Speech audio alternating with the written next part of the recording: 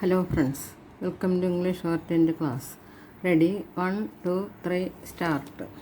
The Reserve Bank of India (RBI) in a report State Finances Study of Budgets of 2021-22 released in November 2021 with the third tier governments in India playing a frontline role in combating the pandemic by implementing containment strategies. Healthcare, their finances have come under severe strain, forcing them to cut down expenditures and mobilize funding from various sources.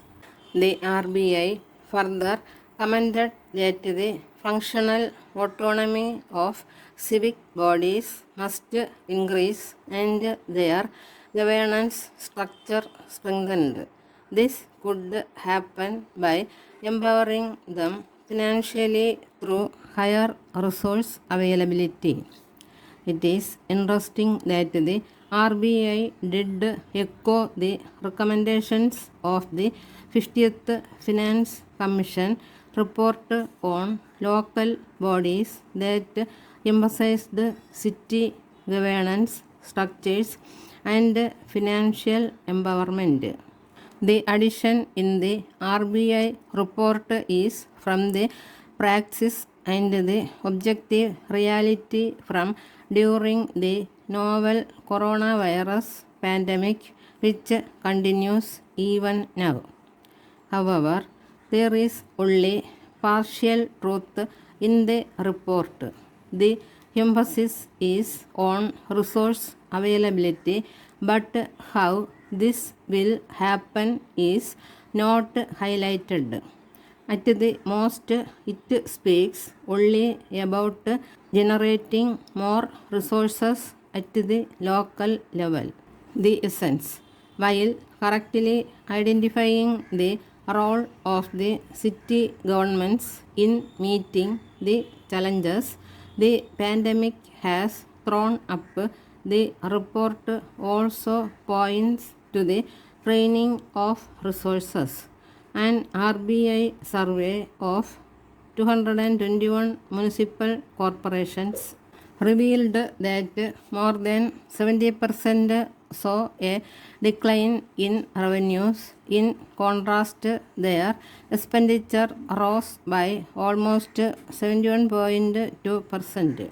The RBI report also highlights the limited coverage of property tax and its failure in shoring up municipal corporation revenues. Organization for Economic Cooperation and Development data show that India has the lowest property tax collection rate in the world. Property tax to GDP ratio. But this explains only one part of the story. An old problem continues. During the pandemic, while leaders from the Prime Minister to Chief Ministers to District Magistrates were seen taking call on disaster mitigation strategies, city mayors were found missing. Why? Because under the disaster management plan of action, cities are at the forefront to fight the pandemic. However, the elected leadership finds no place in them. It is not just in disaster mitigation. The old approach of treating cities as adjuncts of state governments continues to dominate the policy paradigm.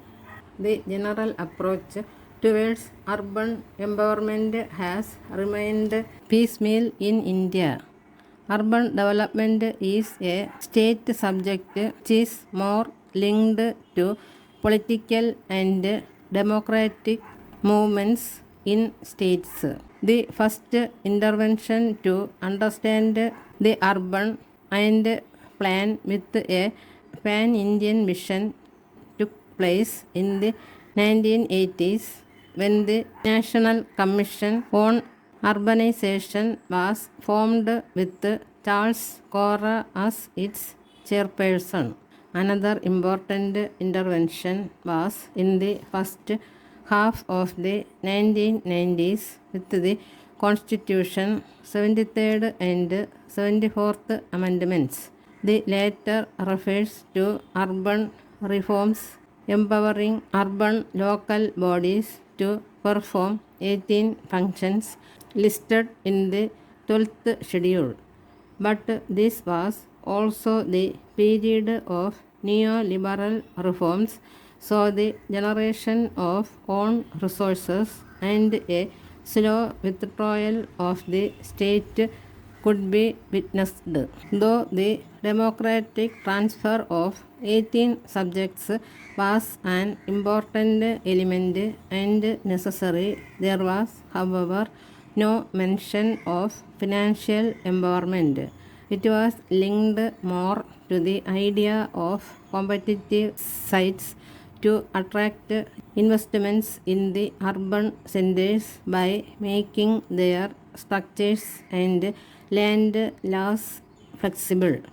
We now know that not much investment has happened and cities have not really been able to enhance their financial capabilities. The only exception to the rule has been the People's Plan model of Kerala, where 40% of the state's plan budget was for local bodies with a transfer of important subjects such as planning, etc.